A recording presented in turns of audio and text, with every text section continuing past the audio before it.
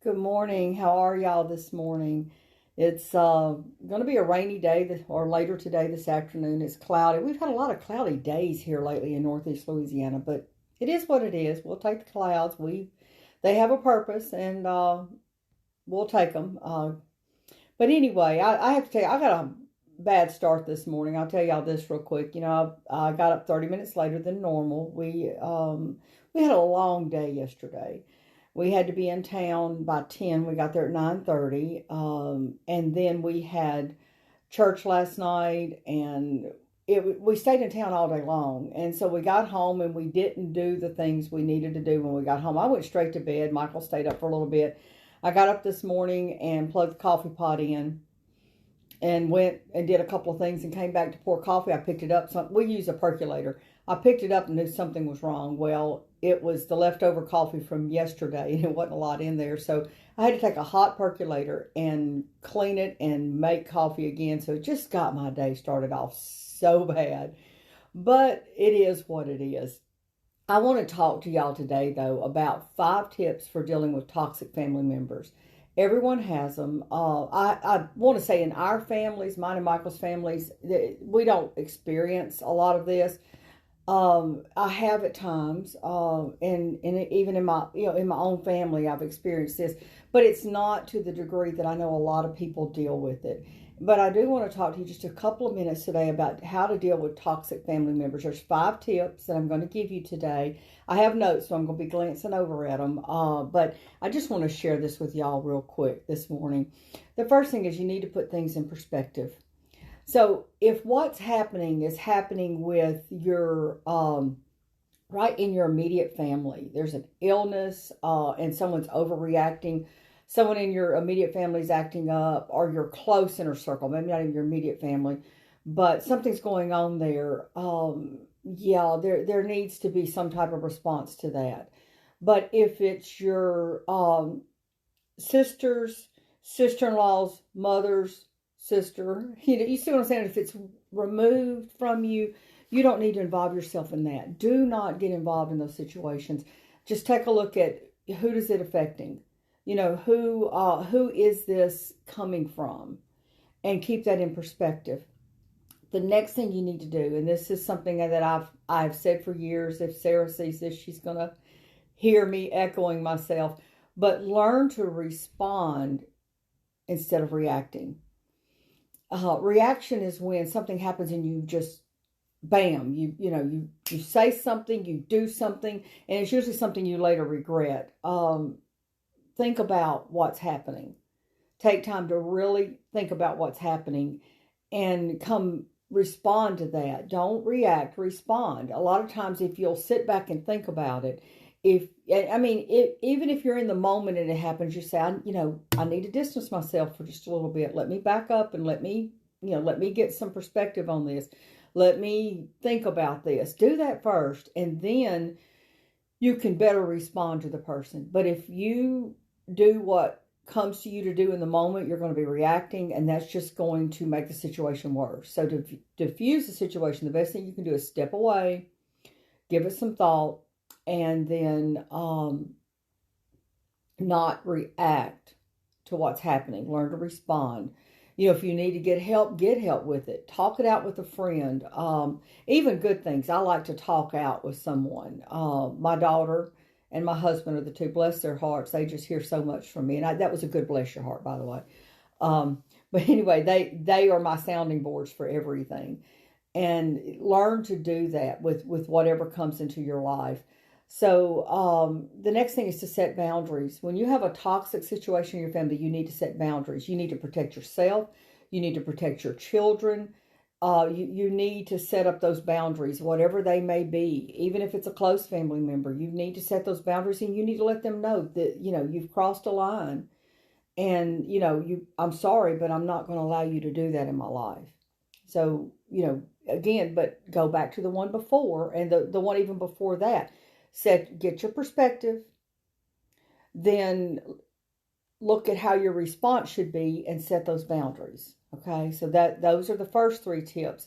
The next tip that I would tell you is to watch out for the needs of your inner family. So let's say you have someone in your family who has a drug problem, who, whatever, something's going on in their life and they need a place to stay and you bring them into your home. You need to think about who is in your home before you do that. Is this person you're bringing in going to cause issues in your home? Are they going to cause problems with your family? If you have young children, do you really want to bring someone that is having problems with drugs and addictions into your home with your children? So think about those things. And the other thing is you need to discuss this before you do it. I would never bring someone into our home to stay with us. We've had a couple of people come stay at different times, young people that were friends of our daughter who needed a place to stay, who needed help. But I never told her okay until I talked with her father. Okay, Michael and I always talked it out. We did not allow people to come into our home without us first talking about it. So talk this out with your spouse, the other members of your family. And the last thing would be to teach your children to suit up before family gatherings. If you're going to like a family reunion, holiday time with family, and there's a toxic family member there who says things to your children that are maybe things that are that would make them feel bad about themselves, nasty remarks and comments, arrive late, leave early, and teach your children while you're there how to handle those nasty comments that might be coming their way. Teach your children how to,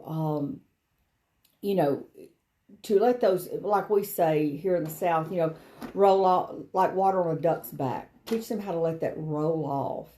And that's difficult, but you need to, one thing to do is to give your children affirmations. Let them know how valuable a person they are, and then those comments won't affect them. So again, the 5 tips to handle toxic people, toxic family members. The first thing is to put things in perspective. If it's 3 or 4 people removed, it doesn't affect you. Okay, only things that are going on with your close family. So first thing is put it in perspective.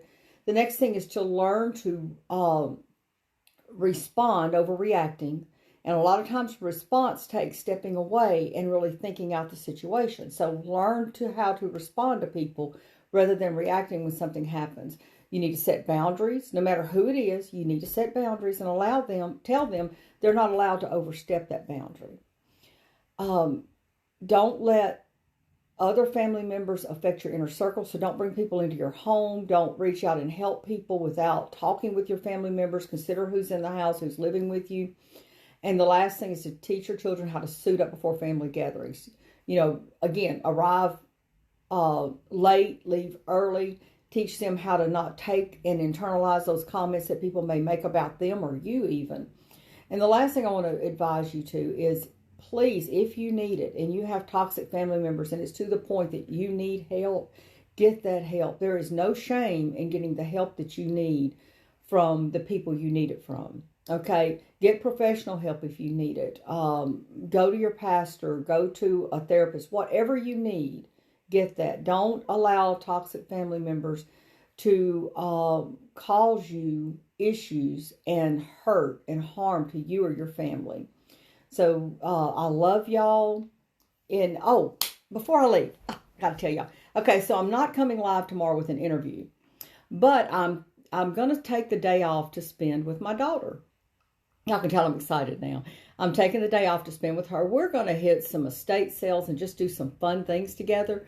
So I may come live tomorrow with her while we're doing this. I'm going to try to do it if we do close to 9:30, somewhere between 9:30 and 10. But I want to bring Sarah on with me, introduce Sarah to y'all. If she'll cooperate, she probably will. She doesn't mind.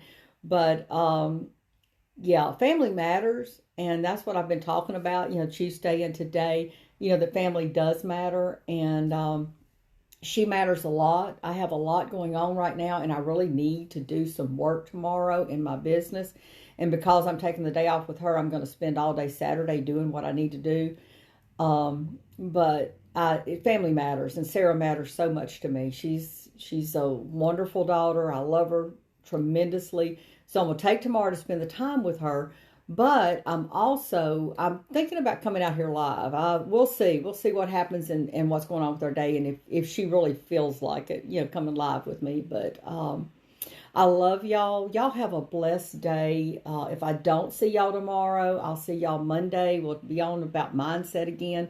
But again, I love each and every one of y'all. Appreciate y'all watching this. Have a blessed day, and I'll see you later. Bye-bye.